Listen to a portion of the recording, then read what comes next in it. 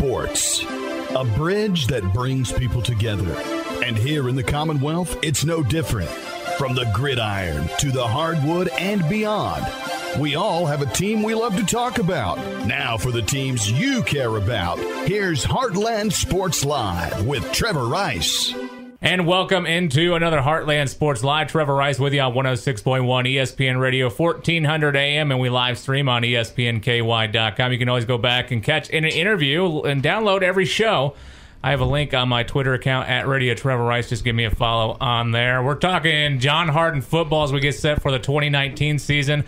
I have Chris Ingstrand, the head football coach for John Hardin, in the studio with me. Josh Smith, who is the center for the Bulldogs program, and Elijah Webb, who's the nose guard. Gentlemen, I appreciate you joining me here on Heartland Sports Live. And so far, just from the talks of things here before we got going, it's been a hot one. Coach, we'll begin with you. How have these warmer practices, I guess you could say, been for you guys as you get ready for week one of the football season? Yeah, it's obviously been pretty miserable out there, but the guys have done really well. I'm proud of the fact they haven't complained, they haven't whined. When we lined up to do our 110 conditioning tests, they never batted an eye. So they're getting where they need to be. Fortunately, we're just at that point where we're only in helmets, so it doesn't affect us too much. Just means more water breaks and longer rest in between. And how's that been for you guys? You're big boys. You're on the line there. How's it been for you practicing so far? Oh, it's been treacherous, put that out there. It's been hot, but at the same time, it's getting us ready for our first game, which is going to be the same as it's going to be today or any other day. So it's just preparing us for weeks to come. Let's talk about leadership roles here. Obviously, you guys lose a lot of seniors from last year. You're going to have some new kids stepping up and kind of filling in those gaps this year. Let's begin with you players. It's going to kind of lie on your shoulders to have these guys in check for when the season begins. So how have you kind of taken on that role, and how have things been with this year's roster with you guys all gelling together? Well, I guess it's just leading by example sometimes, because sometimes you just can't just pull someone aside because there's a lot of people.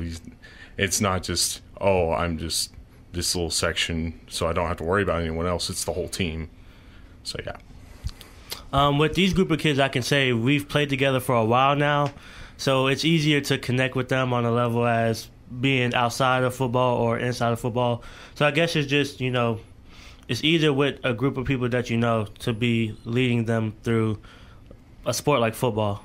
So. And how do you get some of these younger kids more involved, your freshmen and the sophomores? How do you get these guys who maybe aren't going to see the playing time this next year, but how do you get them acclimated to everything and ready to go for week one if they are needed, because they need to see how it's done, and you guys are leading the way? I guess just getting them reps inside practice, getting them to see everything that they need to see, watching us as we do what we do, I guess you can say. Coach, thinking about that, how have you seen this team really come together so far here in the summer months as you guys get ready? It's going to, for me, I think it's going to be just seeing a new look for you guys, as far as you had a lot graduate last year, so you're going to have some players step up and fill some gaps this year. And you've always been about, don't get too comfortable, guys, because that guy behind you could be the next guy up there, and he could take your spot. Yeah, absolutely. We want to breed competition in everything we do. That started in the off season. As far as our guys coming together, this is probably the closest group I've had since I've been here. We don't have those cliques nearly as much as we did maybe my first year. Mm-hmm. So seeing the camaraderie that they already have, we've done some things to really promote family. That's a big thing for us. And they know it really is next man up. We graduated 20 and some change seniors last year.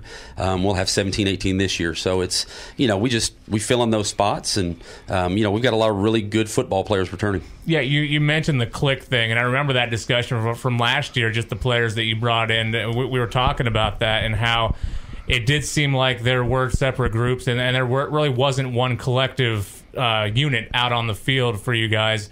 Where did that transition really begin, and as far as this team really coming together and knowing that, hey guys, we got to work together. We can't be separated here? Well, I think that starts in the locker room with those guys. They've got to accept each other for who they are. You can't force somebody to be something they're not. And they've done really well at finding those guys who don't have that group to hang out with and bringing them in. And outside of that, we've done a lot more, I think, in terms of bonding, promoting the team versus the individual. Because in football, you can be really, really good as an individual, but if you don't fit into the team concept, it doesn't matter how good you are, you're not going to get it done. And our guys have figured that out, that we can't have those divisions and be successful. 8-4 a year ago. You beat East Jessamine in the first round of the playoffs, 19-9, losing 23-0 to Taylor County. So you guys saw some success out on the field last year. We'll go to the players here. How do you keep that rolling into this year, and how do you improve upon that going into this 2019 season? Well, don't hang on the losses. Like, if you lose, you lose. Just keep going. Like, it doesn't matter how many times you get hit. Just keep getting up. Like, it's all about heart. It's not about, that guy's better than me, so what? We try not to focus on last year's rep, but hopefully this year it will become better than last year's rep as, like, our team gets closer throughout the season and stuff like that.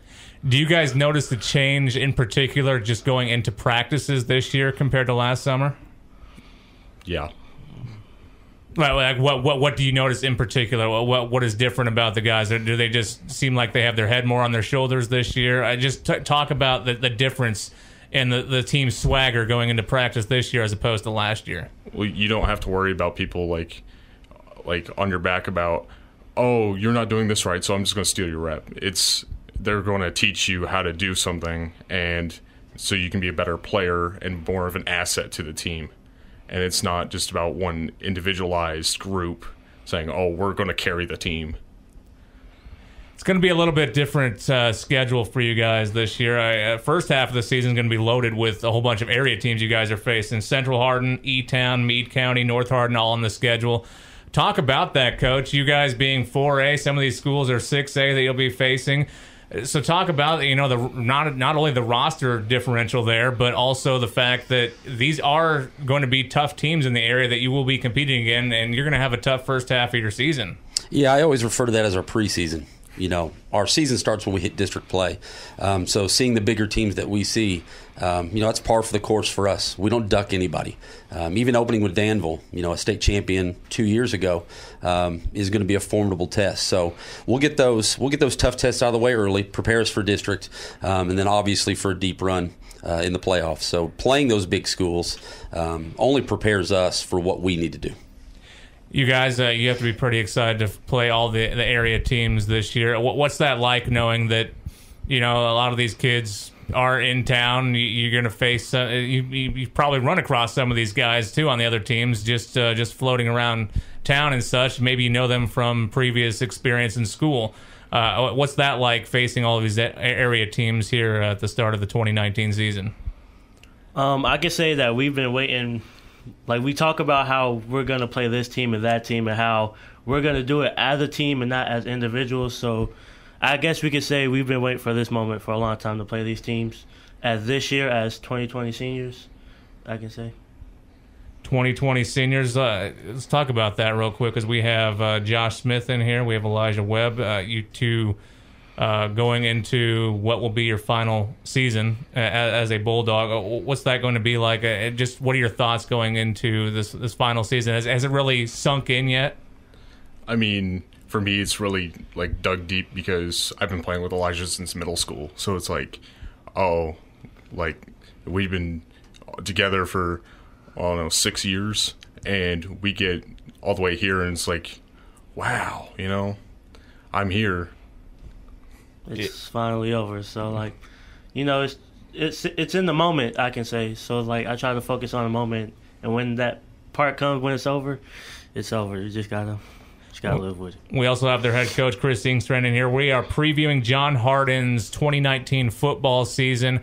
You guys, we were just talking about you being seniors, so this class is definitely looking upon you to carry this thing moving forward.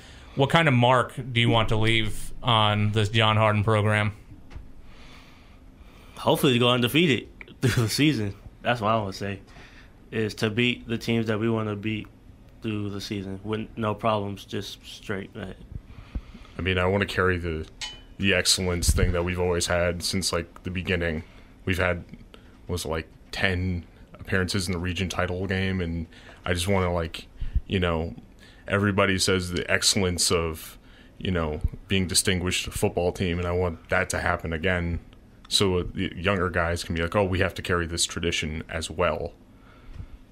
Coach, let's talk about, let's begin with the offense here. Let's talk about the quarterback position. Do you know who's going to be your starting quarterback going into this 2019 season?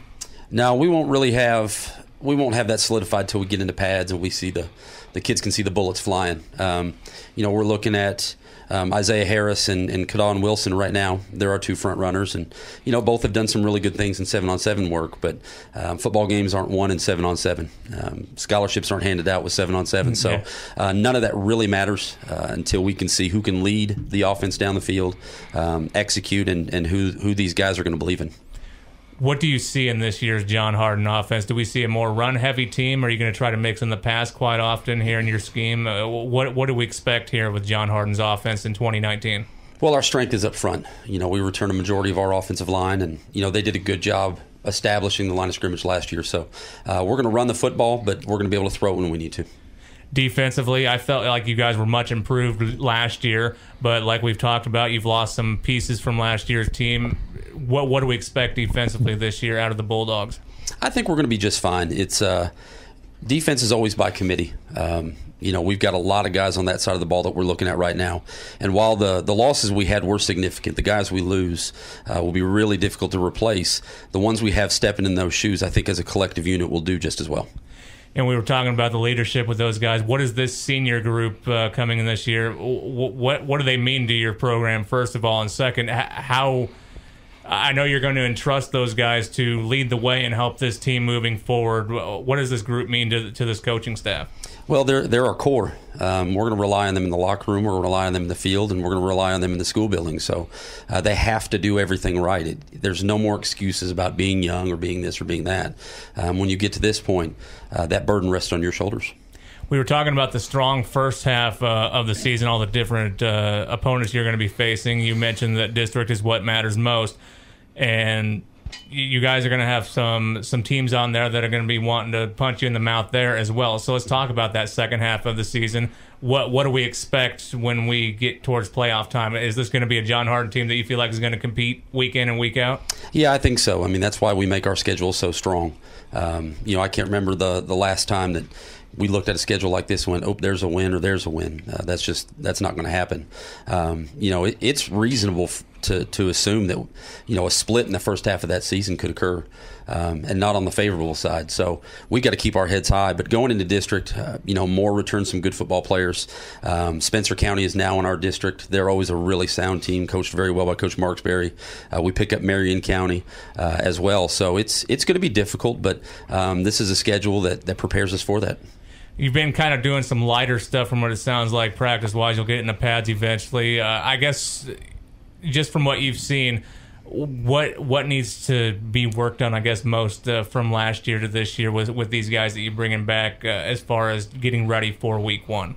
It's just getting those pieces together, working at the same time, and that only comes with reps. The unity of those groups, both offense and defense, have to work well together.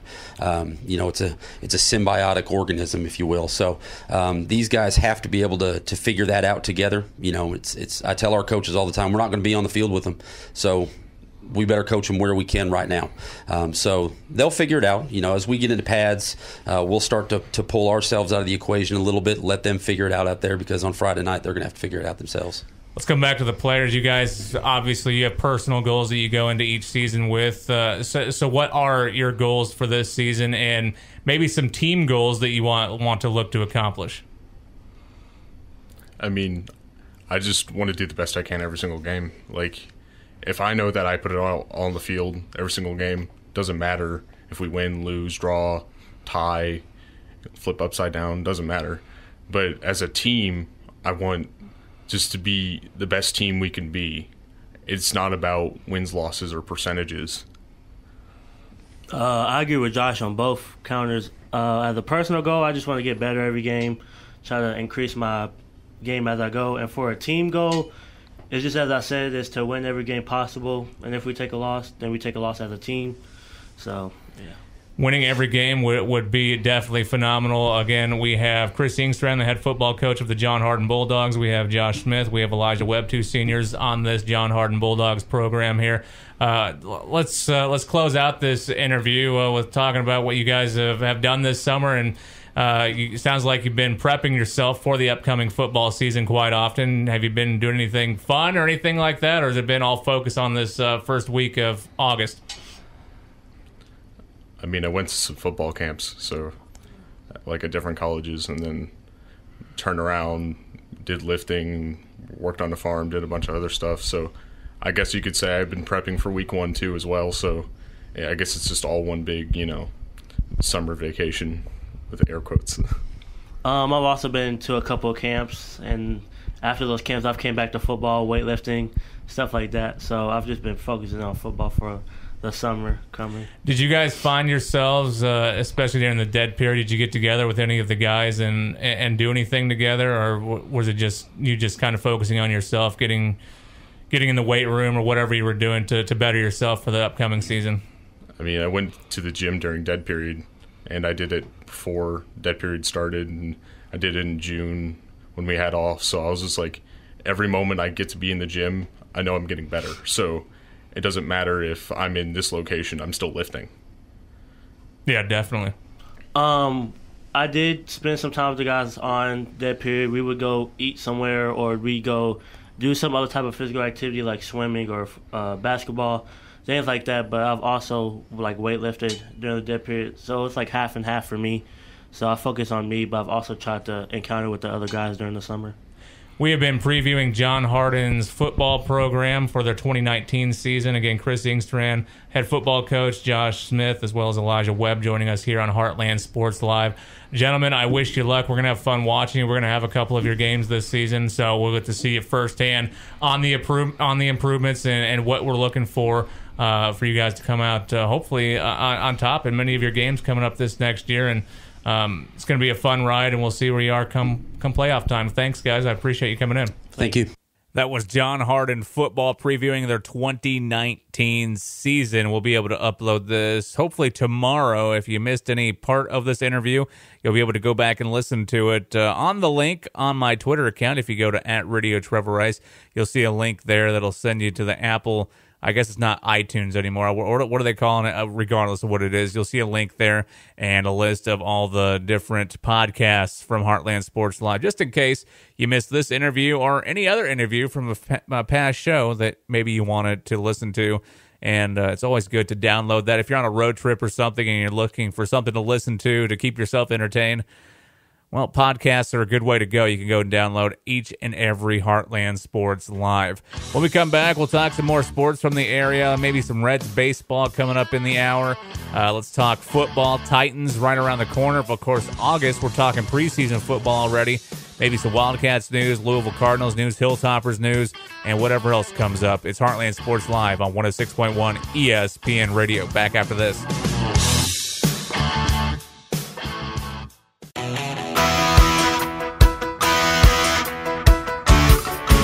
Welcome back into Heartland Sports Live on 106.1 ESPN Radio, 1400 AM, and we live stream on ESPN Radio 1061.com. You can go back and download every show. Like I said last segment, you can go to a link that I have for Apple on my Twitter account @Radio Trevor Rice. You can go and download any previous show there. Well, this hour is brought to you by or powered by CC Power Sports, where you can get a new jet ski for an incredibly low season opening price. CC Power Sports, they're off exit 121 just south of the Snyder at Brooks Road off I-65.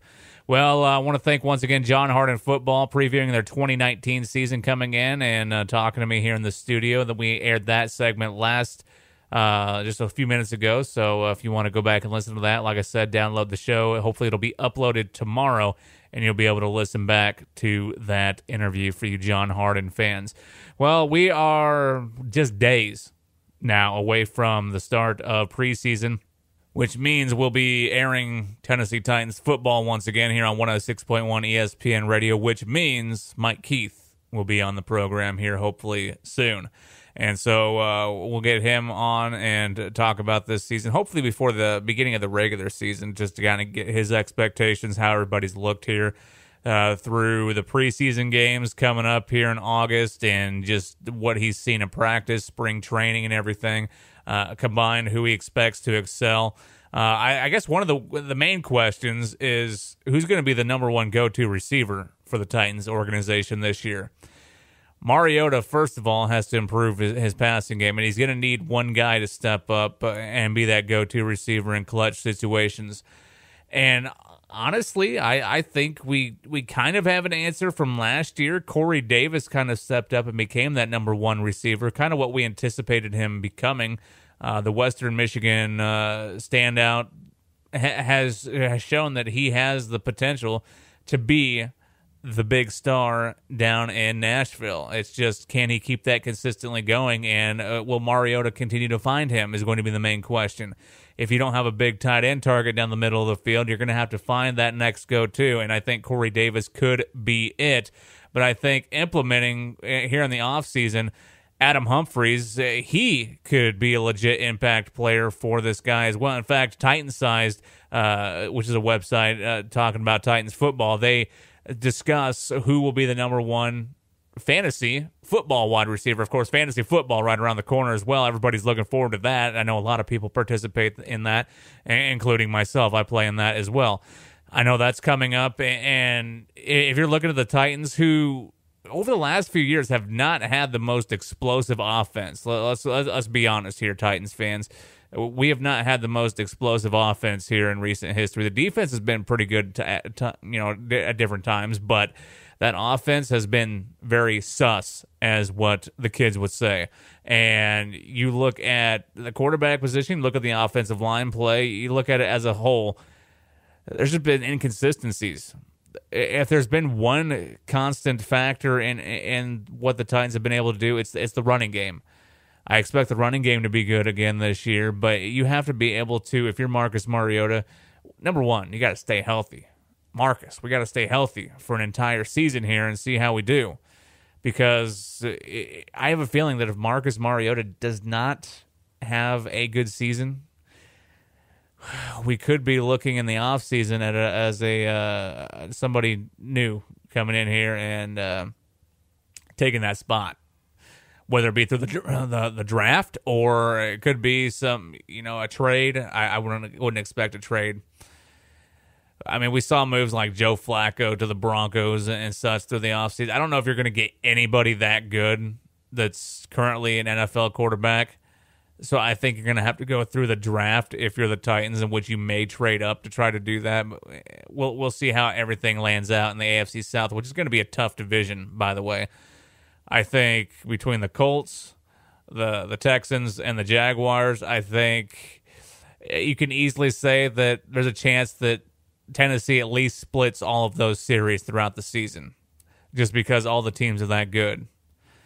But we'll see. They've struggled against the Colts here in recent history. I'm still not feeling confident in the Titans and beating the Colts, just because the Colts are much improved, especially up front offensively, and I think their offense will be even better.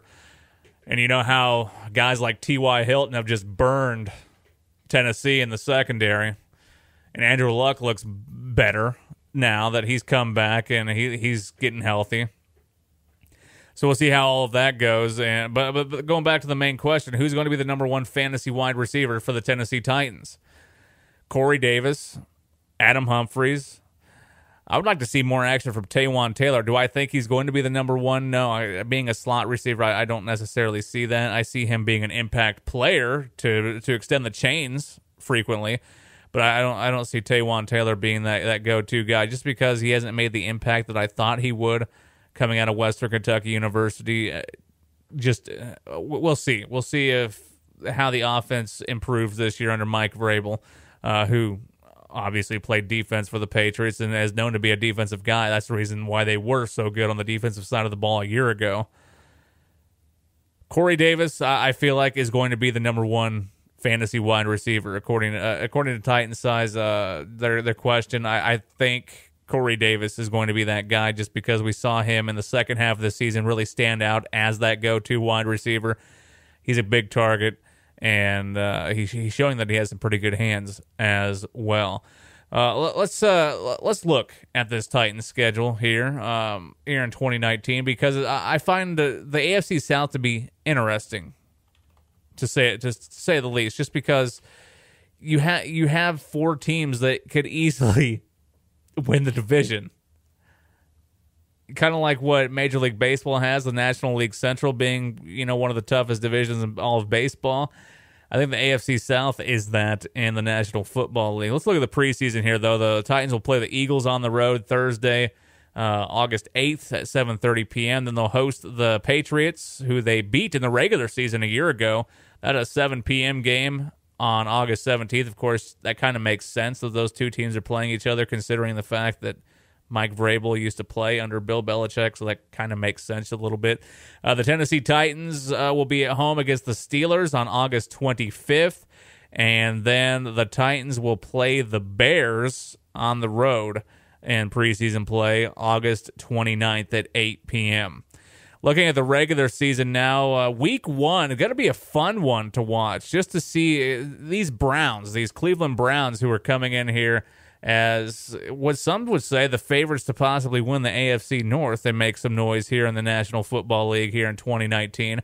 They are a week 1 matchup, and it's going to be fun to see how this Titans defense deals with all of those skilled players and offensive threats that the Browns have. And can they get to the quarterback? Can they get to Baker Mayfield? That's going to be the main question in week 1 for the Tennessee Titans as they look to try to start off 1-0. Then they play the Colts at home, and that's always a tough one for me to say. I always feel like the Titans have a chance in those games, and then the Colts always just either blow them out or just exploit the secondary, and Andrew Luck just picks apart the defense. I honestly see them not winning against the Colts in either game, home or away, this year. So let's just say 1-1 at this point. Titans will play the Jaguars on the road. I do think the Titans could beat the Jaguars. We'll say 2-1. Titans and Falcons on the road. Let's just start off here. 3 of the first 4 games all on the road. You go to Cleveland, you go to Jacksonville, you go to Atlanta. Atlanta's not an easy place to play. They get pretty loud down there in the Dome. We'll say the Titans lose that one, just because I think the Falcons' offense is just better than the Titans right now. Anyway, even though I have not gotten to see the Titans' offense at all in any aspect here in spring ball. But I'm just kind of judging off the last couple of seasons. I really don't see the Titans beating the Falcons or outperforming the Falcons' offense if we were to put the Titans' offense against them. Titans will host the Bills October 6th. I see that as a win, 3-2. They'll go on the road to take on the Broncos. I could see them very easily beating the Broncos on the road. So we'll say 4-2. They'll play the Chargers at home. Toss-up, I'll say a loss there, 4-3. They'll play the Buccaneers at home October 27th. I see that as a win, so 5-3. So I very easily, in the first half of the season, see the Titans, they could be 5-3 overall. Then they'll play the Panthers on the road. If the defense shows up and hits Cam Newton a few times, I feel like that can be a win. 6-3. They'll play the Chiefs at home. That'll be November 10th. I see that being a loss. So 6-4. Then they'll play the Jaguars at home. I see that being a win. 7-4. They play the Colts 7-5 on the road. I feel like that's a loss there. They'll play the Raiders, and I see that being a win. So 8-5 at this point in December. They'll play the Texans at home, which is kind of weird. They within a 3-week stretch, they play the Texans twice. So I have them currently 8-5. I feel like they beat the Texans at home. They'll be 9-5. They host the Saints in November. So I feel like That's going to be a tough one, too. Honestly, I feel like the Titans can win at home. I'll say they're 10-5, and then they'll lose to the Texans at the end of the season. So 10-6. I'll say the Texans or the Titans, go 10-6. They lose to the Texans at the end of the season. That's not bad. If you're a Titans fan, you'll take 10-6 at this point. Heck, I'd take 10-6 at this point, considering the fact the past couple of years they've been 9-7. So that would be a 1-game improvement. Does it solidify Marcus Mariota as the quarterback? That I don't know. We'll have to see how he plays. How much does the defense carry the Titans this year is going to be, question number one. And question number two, is Marcus Mariota still healthy when it comes to the last game of the regular season? Because honestly, has he played an entire season not hurt yet at any point?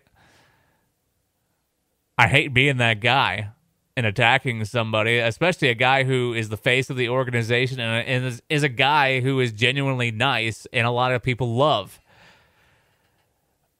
But just like your fantasy team, if a guy is inactive, it is totally pointless having him in your starting lineup, right?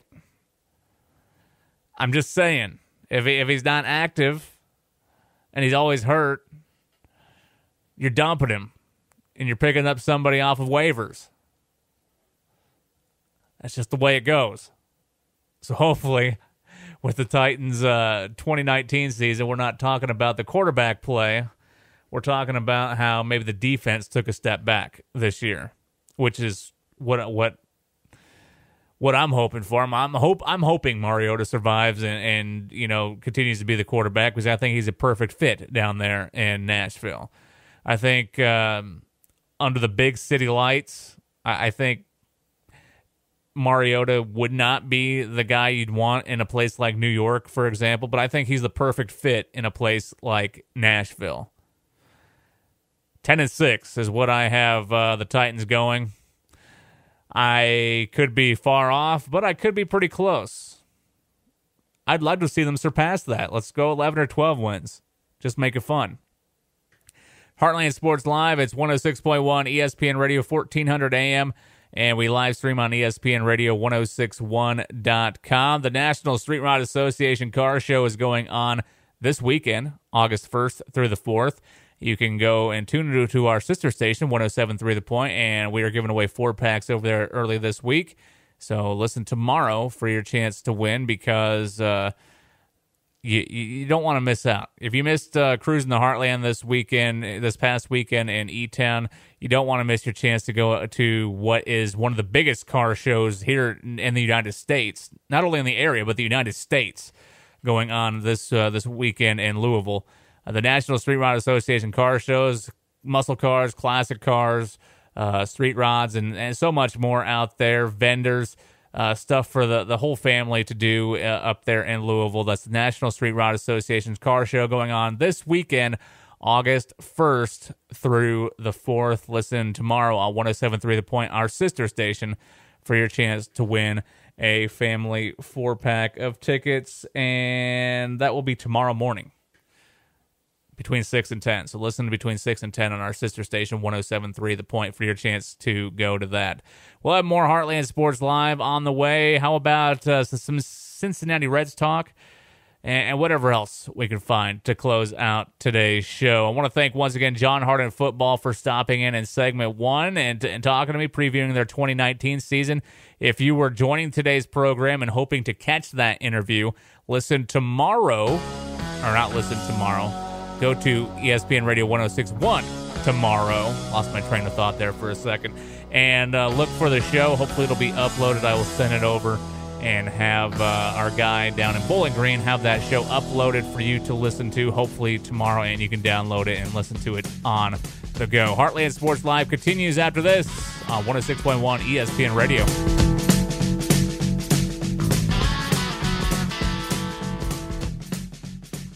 Hello again, everybody. I'm Mike Keith, voice of the Tennessee Titans, and you're listening to Heartland Sports Live with Trevor Rice on 106.1 ESPN Radio. Heartland Sports Live on 106.1 ESPN Radio, 1400 AM, and we live stream on ESPNRadio1061.com. Once again, go back and catch every show on the iTunes link, or I guess it's not iTunes anymore. I keep forgetting that part. It is the Apple Podcast, I guess is what they're calling it now. You can go and check out that link on my Twitter account, at Radio Trevor Rice on Twitter, and hopefully today's show will be uploaded tomorrow for you to listen back to. Well, I want to thank John Hardin Football once again, previewing their 2019 season. They came in last week. We played that interview for you in segment 1 of today's show, and so hopefully John Hardin can build off of what they had last year. A pretty good season. They finished 8-4, I believe it was, overall, losing in the second round of the postseason, and hopefully they can improve upon that mark here in 2019. We'll try to get Central Hardin in hopefully this week for that playback next Monday, but no promises yet. I'm in touch with Coach Mattingly. He sounds like he's a busy man right now. I don't know if we can get him in, but we'll continue to work on that, and hopefully Central Hardin will be in next week, if not the week after. We'll try to get him in, and I still have to get LaRue County in here as well. Well, we talked about the Titans last segment, and I predict them going 10-6 in the regular season, which is one game better than where they've been the past couple of seasons, where they've been 9-7. Hopefully, they're even better than that. Like we were talking about, they can pick up that 11th win, maybe a 12th win out of nowhere, and just go into the playoffs looking pretty good. We'll just have to see how it all plays out. AFC South, regardless, is going to be a beast of a division to play in the National Football League here this next year. Jaguars should be much improved. They'll have a better quarterback. The Texans will have Deshaun Watson going still. Defense, we'll see how their defense is. J.J. Watt, always a beast on that side of the ball.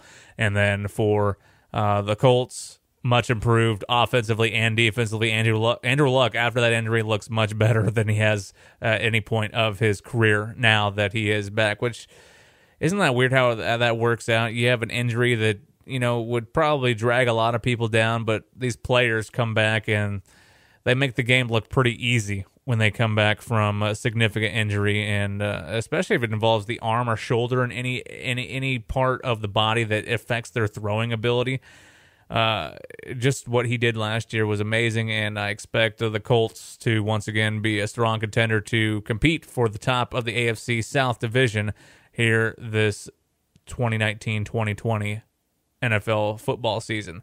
Well, let's talk Reds baseball, because we are in the middle of the summer still, and even though we're closing out the month of July, we're still talking Reds baseball. National League Central right now, kind of a crapshoot at the top. 3 teams within a game, and then you got the Reds and the Pirates kind of just trailing off. Hopefully, the Reds can pull off some victories here, maybe climb back into it, but I don't know. We'll see how it all goes out. The Cardinals currently are tied with the Cubs atop of the National League Central standings, 56-49 overall. The Brewers are 1 game back at 56-51. The Reds currently are 48-55 with an overall record, 7 games back currently. And the Pirates, they actually moved up to 4th, by the way, since the last time we've spoken to you.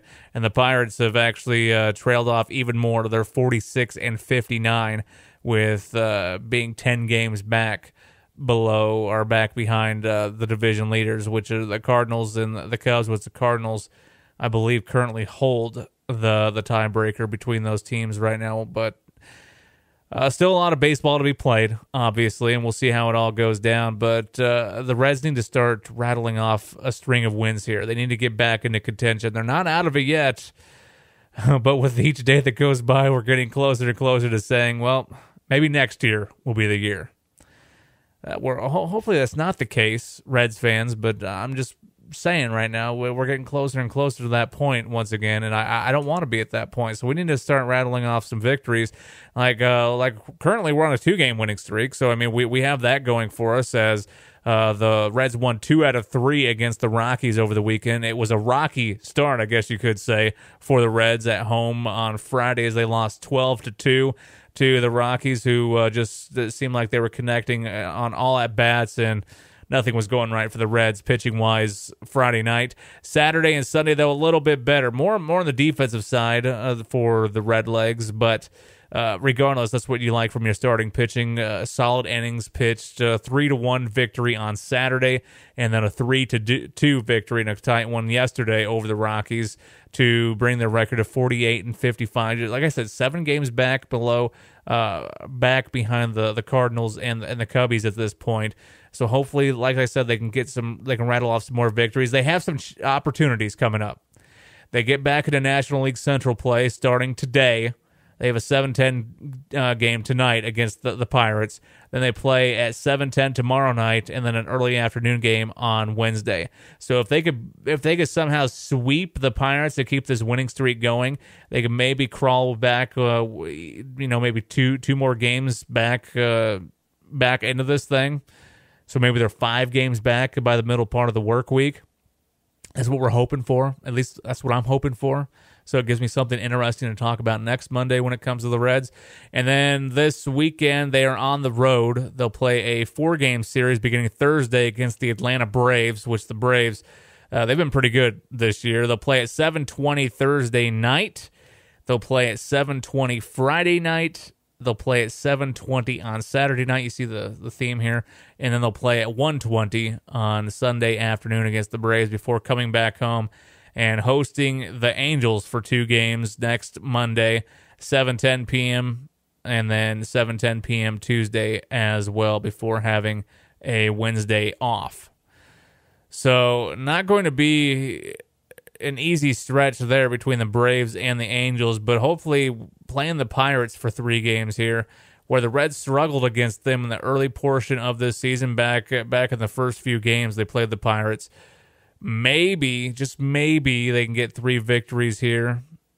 They can get going offensively so they don't have to worry about any comeback from the Pirates. Speaking of hit or miss here, and we're not talking about batting right now, we're talking about the bullpen. The Reds' bullpen has been... They've been hot at times. They've been cold at times. And frequently it seems like we've been talking about them being a negative more than a positive. Starting pitching's been all right pretty much for the entire stretch of the season. You have a game or 2 here or there that just doesn't go right, which is expected. But the bullpen has been more of a concern at this point than the starting pitching for the Reds, which was the exact opposite last year. Last year we were talking about the starting pitching, and it seemed like before you knew it, there were 6 runs put up on the board, and we weren't even 3 innings into the game. Now, this year, at least, we're starting to, get through 5, 6, maybe 7 innings of play with these starting pitchers, and there's only maybe 1 run tops, maybe a couple runs scored tops, which is, you give your team a chance at that point. As long as you can connect with the bat, that's what matters, right? That's one thing that's been concerning some fans is some of the inconsistencies. I've seen a lot of people calling for the head of the organization for Joey Votto, saying that he's overrated and such. And then all of a sudden Joey Votto decides he's gonna shut up the critics and perform out on the field and get a couple of hits. I don't know. I want to see a lot of this roster return next year, but a part of me says that we need to get rid of a couple of pieces. Now, I'm no expert in the game of baseball, but I don't know who you get rid of that's necessarily going to, make this team better going into next year. Just because I feel like a lot of these guys have the potential. I feel like that if this team would have gotten off to a better start in April, honestly, I don't think we'd be talking right now about this team, about getting rid of anybody. Maybe 1 or 2 players. But there's been some fans at times that have been wanting to blow this whole thing up and just start over from scratch, which is something you don't want to do if you're a Reds fan. Because you actually have some pieces in place right now that can help you win. So you don't want to start all over from scratch again, because Well, as you know, the last handful of seasons have not been good. When was the last time they were relevant? 2013? So 6 years ago, roughly. I don't think you want to go back to that. I'm just saying. So we got to look at the pieces we want to bring back. And one of the guys that some people loved last year, I mean, I loved him too, but he struggled at times this year, was Rice Iglesias coming in. Speaking of the bullpen. He's supposed to be a fantastic closer, and he struggled a couple of moments this season. Yes, Joey Votto's had his struggles at times, but Rice Iglesias on the defensive side, you could say that he struggled. Eugenio Suarez maybe hasn't had the season that he thought he would necessarily, at least back a month or two ago. We were talking about that at this point. He's still a power hitter. He's still a guy you want on your team just because he can jack one deep. In which I did see a story. I don't know if you guys heard about this. I heard a story where they're running a shortage of baseballs right now in Major League Baseball. I guess so many balls are being hit out of the ballpark and so many balls are basically being given to fans that they're running short on baseballs here in the 2019 Major League Baseball season, which is crazy. I've never heard anything like that because it seems like they always have a surplus of baseballs and they're always ready to go. But I guess with the amount of times the ball is being hit out of the ballpark this year, it makes sense. A lot of fans going home with souvenirs these days, and not just home runs. We're talking extending at plates, so foul balls as well. You could say in there as well. So, with the amount of, in which I don't remember ever a time in baseball where you had the ball going into the stands as much as it is now, ever. Even back during the Royd era is what some people will dub it. With Mark McGwire, Sammy Sosa, that was a fun battle to watch, wasn't it? Barry Bonds in that mix. So even during the Royd era, where people were notorious for, or secretly, even though it wasn't much of a secret for anybody who has a pair of eyeballs, juicing or doing whatever they were to enhance their performance,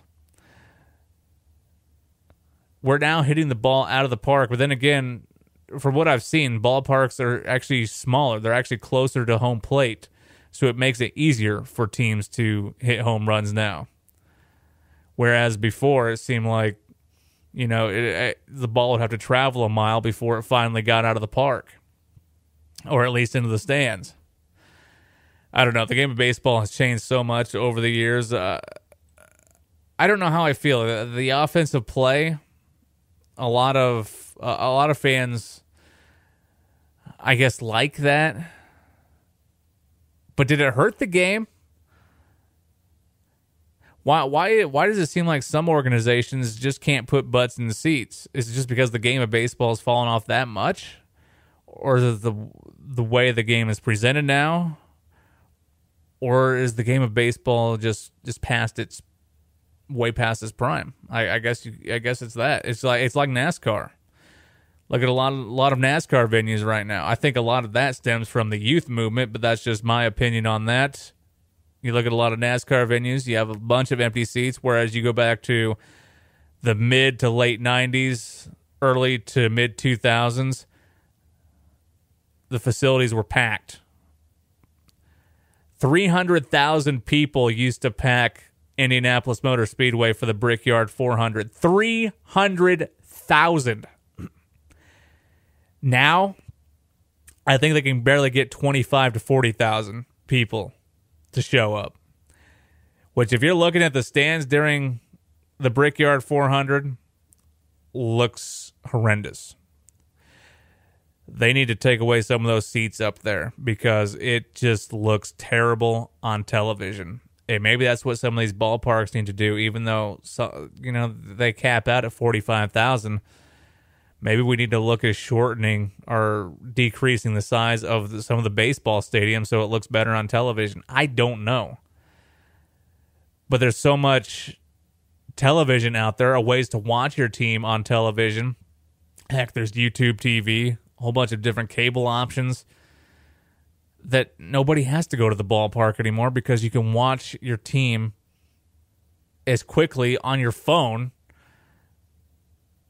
as you can your television now these days. So I don't know, but the Reds right now 7 games back in the National League Central. I kind of went off on a rant there. I don't know where I was going with that, but maybe some thoughts that were just filling in my head there that I needed to spill out a little bit. Well, Heartland Sports Live will be back with you next Monday, 5 until 6. Like I said, I'll try to get Central Hardin in here and talk about their 2019 football season. So we'll try to get Coach Mattingly and a couple of seniors in here this week. If not, maybe next week we can get them in here, and then 2 weeks from now we'll play that interview back.